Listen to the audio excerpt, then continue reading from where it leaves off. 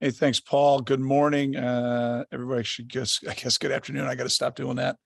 Hope everybody's doing great. Happy Monday. And let's take a look back at the game. I thought Evan had a terrific game, back up where we want to be, rushing the football, 215 yards. Andrew Clare had a really solid game also in his limited sample. I thought all three of our running backs in the kick game played well, including Trey Tyus, Cam Porter, and Andrew Clare. Those guys all made some significant impacts. We had three different guys that had over 10 tackles and a lot of activity, with Gallagher and Hurd both having career highs. And we ended up having 4 sacks, but easily could have had double digits. A lot of kind of sums up the game.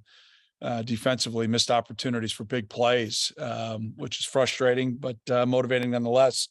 And 8 TFLs, which is the second most that we've had this year. So I thought we were pretty active in that. Players of the game: offensively, Evan Hull; defensively, Sean McLaughlin; special teams was Adam Stage. And again, great kickoff day and great field goal wise. Malik Washington, our big playmaker. We did not have a big playmaker on defense without creating any turnovers.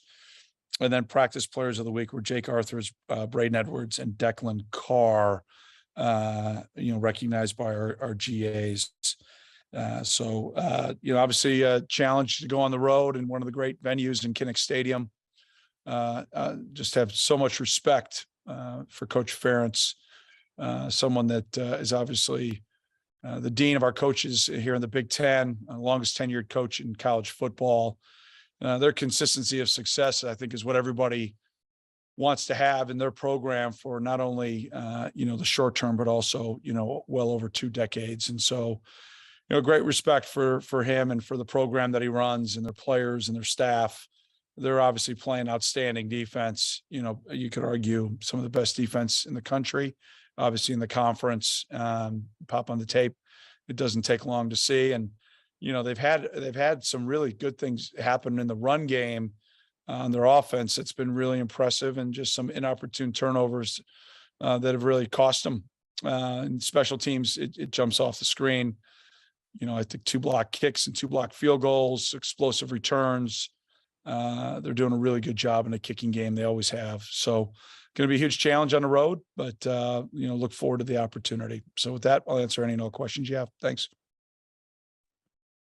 If you have a question for Coach, please message Athletic Communications in the chat and we'll get you added to the queue. First question for John Vogt. Yeah, hi, Coach. You talk about the respect you have for the Iowa program. Can you talk a little bit more about what it means to go on the road there? Obviously, great tradition, the wave before the game, and just what that means for this team. Yeah, John, the wave at the end of the first quarter is one of those best traditions, and you put up there with the best traditions in college football.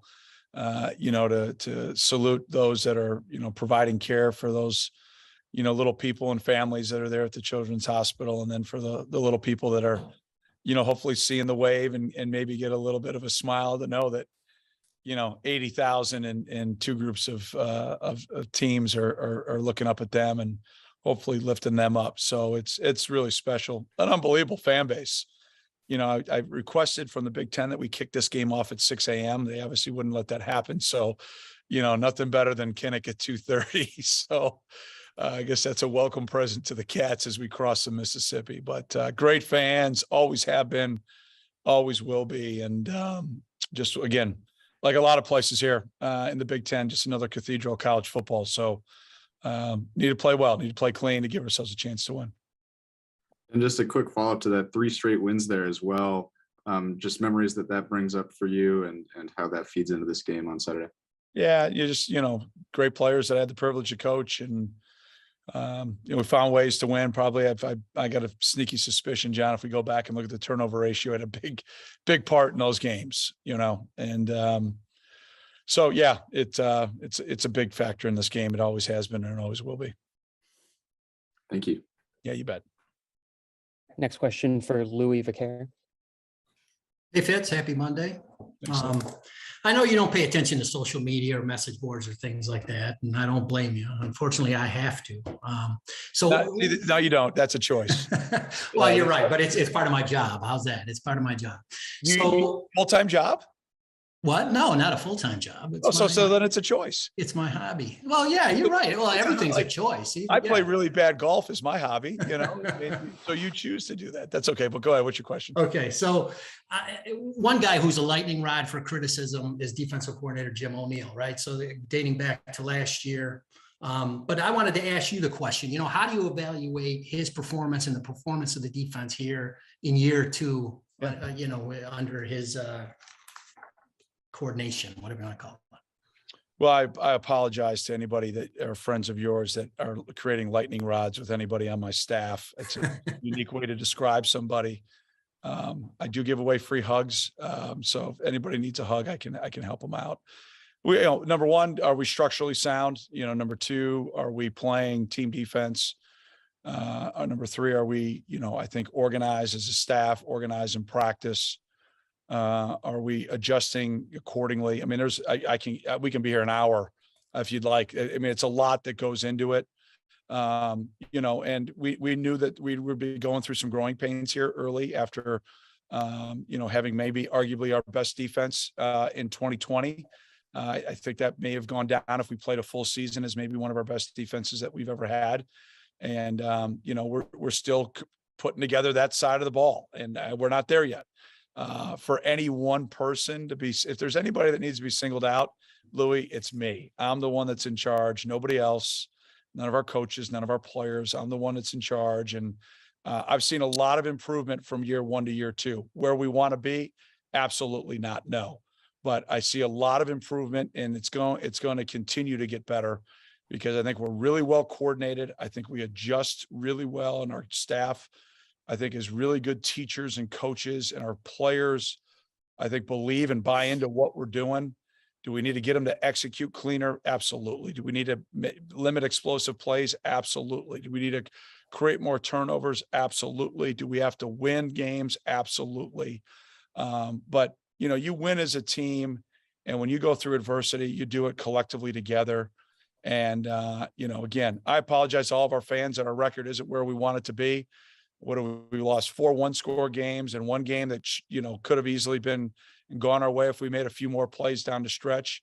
That eats at nobody more than me. I mean, it eats that at me like you wouldn't believe. But that's exactly why I don't have your hobby, because your hobby would be an absolute awful way to live. The highs would be too high and the lows would be too low. And I hope everybody in our program that touches it sees that I'm a lightning bolt of consistency.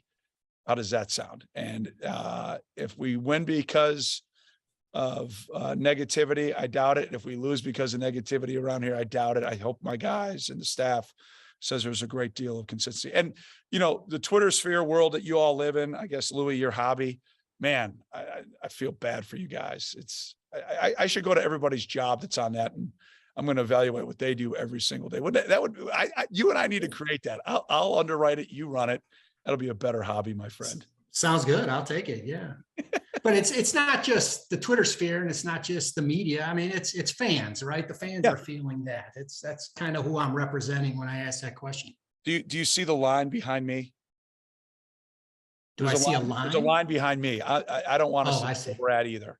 Does that make sense? Absolutely. Yeah. I love our fans. Yeah. I mean, there's no doubt about it. And, it's been great, the amount of support that we've gotten.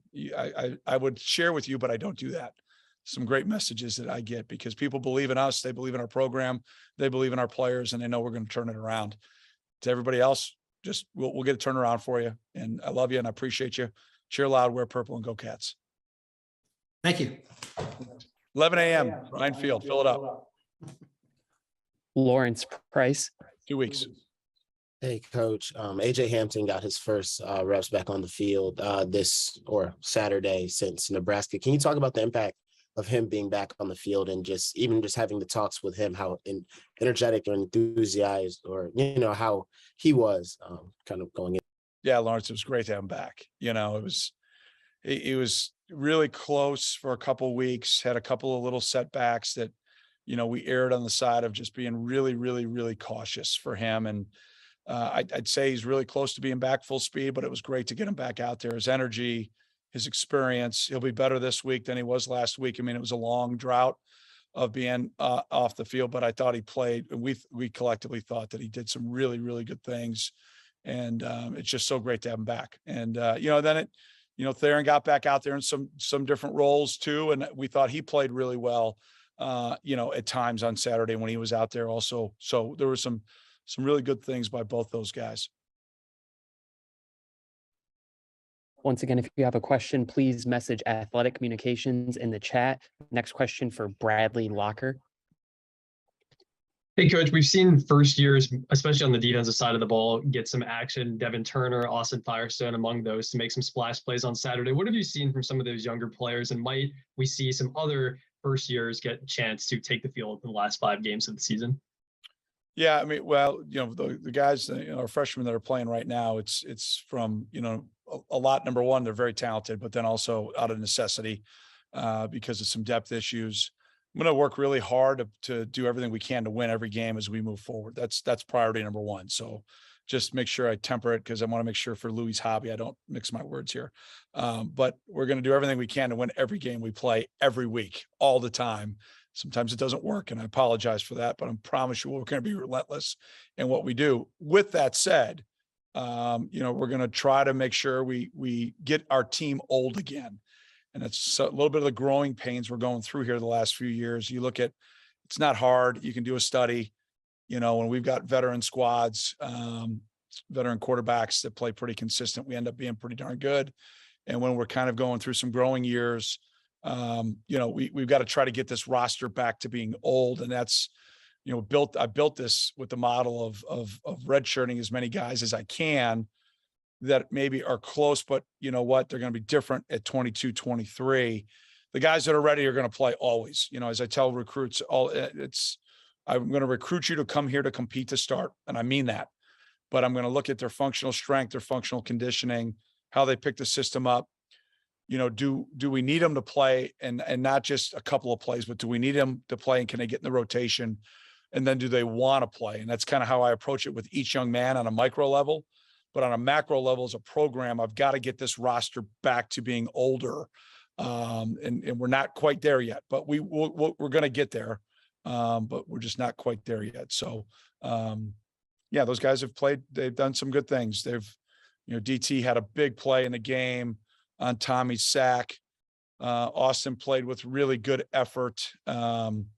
We've got a lot of redshirt freshmen that are playing, including our quarterback. I mean, there's a lot of younger guys that are, stepping into new roles. And I just see them working their tails off to get better. And I appreciate them for that and respect the heck out of them because it's not easy when you don't have maybe the wins, right? When you get the snowball rolling with wins, it's easy for everybody to show up and smile and be excited and attack the day with just a relentless passion.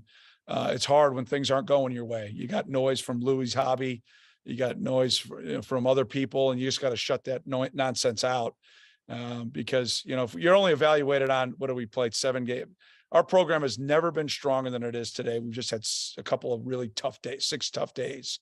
But tough times don't last. Tough guys do. And I think I've got a staff and a roster full of those kind of people and just great support. And that's all we could ask for. And now we got to do our job and win games. Another one for Lawrence. And Coach, I asked about the impact of AJ. Can you also talk about the impact of Jen Shoemaker, the mental performance coach, and talk about, the impact she's had on the program and just the hire of it? Do I have to? No, you don't have to. I don't mean it in a negative way. I mean it more that, I think right now the mental game, we work so hard to, develop our bodies physically, right? Strength wise, conditioning wise. I've always been a firm believer in the mental game. And I just think that muscle needs to be developed as much, mentally, your brain, your confidence, the mental side of what we're trying to do. Doc has been great. I'm going to be a little vague because it's something I'd like to kind of keep internal, if you don't mind. But it's just something we collectively as an athletic department, but in particular, I believe in, the mental health, mental development, and the mental skills you not only need to play our great game, but more importantly for life. And Doc does a phenomenal job. We're ecstatic to have her with us. But outside of that, I'm going to be a little bit vague, and off camera we can talk more. But she's been an amazing addition, and just love having her be a part of our staff. And I know our guys love working with her. I hope that makes sense. If not, well, I made fun of a lot on Louis' hobby anyway, so who cares? John, vote. Yeah, again, Coach. You mentioned Sean McLaughlin, Defensive Player of the Week for the team, 8 tackles, half a tackle for loss. Can you talk about his progression in this program? Yeah. Well, he's worked his tail off, from a great program. That's a good segue. Before I talk about Shawnee, I'll talk about this time of the year. It's the best time of the year, right? Leaves are changing colors, 72 degrees on the lakefront today. Fun time to practice, but more importantly, fun time for high school football. So I want to congratulate all the teams that have qualified for the Illinois High School State Playoffs. Those games start wrapping up this weekend. Fired up for all the coaches and players and communities. This is a heck of a time of the year, and want to congratulate all of them. And that's the reason why I said that, not only because I feel that way, but also Sean being a great product of Lincoln Way East and Coach Vonar's program. They're ranked number 1 in 8A. We got Dev, we got Declan, we got a number of guys from that great program. And it started there. I mean, he was a great player, but he was a multi-sport guy. So, and a great baseball player. And so we knew from a functional strength standpoint, it was going to take a little bit of time, and he's just been relentless in his work ethic with Jay Hooten and our strength staff. And he's just getting better and better and better each rep, each day, each game. And, just look forward to watching him just continue to grow and improve. But it's been fun to watch. He and Devin have played really well for us this year. Thank you. You bet. Last question for Louis. Thought I had to come back because, this is more than my hobby, Fitz. It's my labor of love. And what else would I get to talk to you every week? That's my thing. Got my cell. You can call me. So I just wanted to get back to this defense thing again, right? So, you're happy, or you think the defense, the coaching it's you've seen improvement in the defense. So the coaching you feel pretty good about. You feel pretty good about the team's effort, right? You talked about that all season, how hard they're practicing and things like that. So what's going on Saturdays that, we're seeing the big plays, we're seeing those one-man breakdowns you've talked about all season. So can you put a finger on what's going on? Yeah. I mean, well, we can, again, in the off season, I'll go through all the plays, but like Saturday, we had a mental bust on one play when they got the exchange touchdown, and then we missed a tackle at the point of attack and probably plugged a gap too quick and didn't get off a block. And, credit the opponent. I thought out of 50 runs, if we would have kept them to their average on the 2 big ones, the quarterback draw at the end, it was 30, and the long one, where we really could have won on both those plays schematically. We hold them to their average, and we end up holding them about 150 yards, right? We gave up 70, I think, in the first half. So you're right. We totally agree. We have to eliminate those plays. And, if it was one thing, if it was one player, if it was one position group, I told the squad this morning, there's 5 or 6 plays that make a difference in a game. We all heard this. I learned it in grade school, and I just can't tell the guys when those 5 or 6 plays are going to happen. And when we've won games around here, Lou, and you covered us, our great fans that follow, your hobby, we win a lot of 1-score games here, typically because we end up making those plays. And right now we're just not making them at a consistent level. The blame goes to everybody. It's us as coaches. We got to make sure, is there a couple calls we'd like to have back? Sure. I mean, I don't think that our missed tackles were because our guys don't want to tackle anybody. And it's not because we don't practice our tails off in tackling. We just didn't do it. So we believe in our guys. I believe in the scheme. We've made some little tweaks, nothing major that everybody's seen. And sometimes we're executing at a high level and sometimes we're not. But we're going to keep, just pounding the rock to break it and keep priming the pump, all those things to keep getting better and better. But I believe in our staff. I believe in our players, and I believe in our program. And we've had 6 tough days, but I'm not going to sit here and cry and look for sympathy or listen to negativity. I ain't got time for that. I'm going to try to create solutions. And that's kind of the way I've always operated. And that's the way the world goes. I mean, in a lot of the world today, if it goes wrong, you get fired. I just don't believe that. I think you believe in your people. We've got great people here. We've got a great staff. I've got great players. We've just got to stay together and keep pounding it. And we'll get the thing turned around right now for tomorrow and hopefully carry it on in. But for a majority of the game, I thought our guys played their tails off. I thought we played, really hard on Saturday. We just made a couple of key mistakes at the wrong times that cost us the game. But look forward to having positive conversations when we get things winning. And you guys are always fun to be with on Mondays and post game, and look forward to having fun with you. So appreciate you covering us. Have a great week. And if you travel to Kinnick, travel safe. Thanks, everybody. Thanks a lot, Luke. Thanks, guys.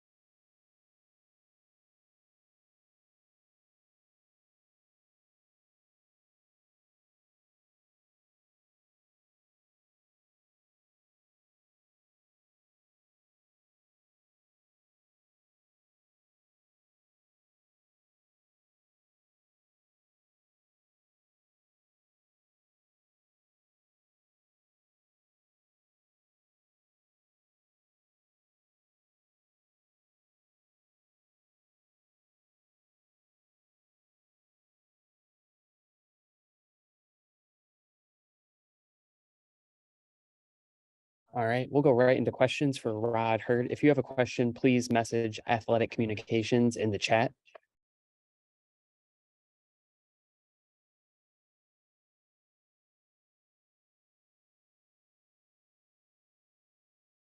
How you doing, guys?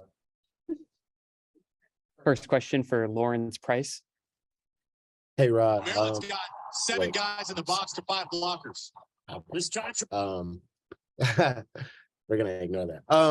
Right. So I had a quick question. Watching the game Saturday, they also always have the impact players, right? And you and Tommy were one of them. So can you talk about, your development or just the progression you've seen yourself make throughout your years, at Northwestern? I think my development, I've been on a steady grind year by year, just trying to find a way to improve and get better and make plays for this team. I'm seeing now, like, I'm getting more and more opportunities to make those plays. And, hopefully, I can just make enough and, to continue to grow, in the various positions that I, play and make enough plays for us to, get the job done. And just to follow up, you guys got AJ back in the secondary. Can you talk about, the impact that he has, on the secondary, but also lining up with him for multiple years now? Mm-hmm. Yeah, it's definitely great to have AJ back. It was a tough hit to see him go out in the first game of the season. He's a seasoned player. He's been here for a long time, made a lot of, great plays. And definitely, being out there with him, we've had, our time. So I'm happy to see him back, and it's great that he's out there. Next question for John Vogt. Yeah, hi Rod. Career high 10 tackles for you on Saturday. Can you just talk about what that means to you? One of 3 players with double-digit tackles. You guys are just getting after the ball right now. To be honest, I wouldn't say it means that much to me. I think what means the most to me is really winning the game. When I'm out there, I'm just, doing my job, really. So, whether I get 10 tackles or 2 tackles, I'm just trying to perform, for my teammates. So, it is good to look back on, for your personal success to see, I have 10 tackles this game. It's a career high for me, which is a great thing. But, overall, my main focus is just, doing my job, getting the job done for my teammates and, winning the game. Another one for John. Yeah, and just another quick question for me. You've come up alongside some really talented players in the secondary at Northwestern, Greg and Brandon and all those guys. You keep in touch with them at all, and how have they helped your development be where you are today? Yes, I definitely keep in touch with them. They come back every so often during the off season. We're able to get a lot of work in. but they definitely have impacted me at my time here. Definitely Greg, like, showing his like preparation work and, his work ethic and like everything that he does, his mindset and how he competes, all those things. I've tried to, take bits and pieces from, all the players that are here and, add that to my game to make me better. Louis. Hey, Rod, Louis Vaquer with Wildcat Report. Fitz has talked all season about how hard you guys are practicing, how great the attitude is. And, you guys are going through a 6-game losing streak right now. It's been a rough last couple of years. How difficult is it to, to keep that level high like that motivation? And I mean, do you think, how close are you to breaking through? Just take us in the locker room a little bit about the team's attitude right now. I think we're very close to breaking through. I mean, like he said, we have these one-play breakdowns and these very, these few plays a game that, we need to find a way to win on. But I was speaking for the team. I think that the energy is still there. Like, we're still preparing the same way. Like, even though we're on a 6-game losing streak, like nothing has really changed in our preparation work and our attitudes towards going into the game. You see every single game that we've played so far, like majority of them have been, one score, 2 possession games. And, we just find it difficult to, get over the hump. So, I mean, we just got to continue to try to, find those little bits and pieces and, find a way to execute on game day in order to get the win. But I would say the energy in the locker room is very consistent over the past, weeks. Thank you. All right. Thank you, Rod. I appreciate you guys.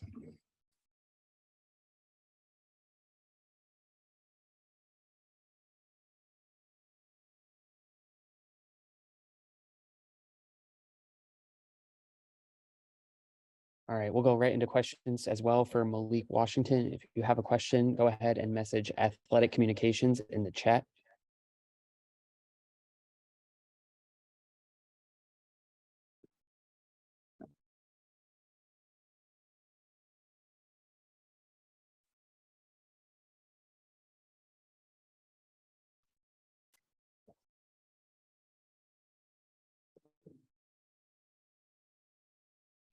First question for Lawrence Price. Better. Hey, Malik, Lawrence Price, Daily Northwestern. Yeah, you led the team in receiving Saturday against pretty solid Maryland secondary. Can you talk about, your growth in or development this year at wide receiver, even in the switch from Ryan Helinski to Brendan Sullivan and still putting up really good numbers or leading the team in receiving? Yeah, I think one of the best things you could do is just put your head down and work. And that's what we've done as a whole receiver room. That's what we've done as a whole team. And so for my development to come, it comes through us just working hard throughout the offseason, us working hard right now, each Tuesday, Wednesday practice, and mentally on Thursday and Friday to just be better and go out on Saturday to be consistent. So and that's all we've done. Louis. Hey, Malik, Louis Vaquer with Wildcat Report. Obviously, Brendan Sullivan's first start on Saturday. What dynamic did you think he brought to the offense? There's a couple more scramble drills that we got to be prepared for. So, I mean, we got to practice being ready for him to use his legs, finding ways to get blocks down the field and finding ways to get open because he has a big arm, just like all of our quarterbacks. He can make plays. He can stay composed, and we got to be prepared to, make him feel comfortable and get open for him so he can make those plays. What difference did you notice on Saturday? Like, was there a different dynamic in the offense with the running game he brings? I mean, I think, like I said, just like the scramble drill, you got to be a little bit prepared for the scramble drill. So you run your route. He may break contain out of the pocket, which he's really good at doing. You got to be ready to either get a block or get open, find ways to, like I said, make him comfortable, find ways to get open so we can make that big play because it'll be there. Thank you. John Vogt. Yeah, hi, Malik. I wanted to ask about the quarterbacks as well. Just the leadership you've seen from both Brendan and Ryan. We talked a little bit post-game about how just Ryan's been there for Brendan on the sideline. What you've seen from those two guys in that category? Well, the best thing about our team is everybody on this team is a leader. And so throughout that whole quarterback room, we have leaders throughout Ryan, Brandon, they've all come along. We prepare with them throughout the offseason like anybody else we prepare with. So we've developed a sense of trust. We've developed a relationship with both of those guys and the whole quarterback, to be honest, the whole quarterback room, to be honest. So it's no different when we go out there. We got their back and they got ours. Thank you. All right. Thanks, Malik.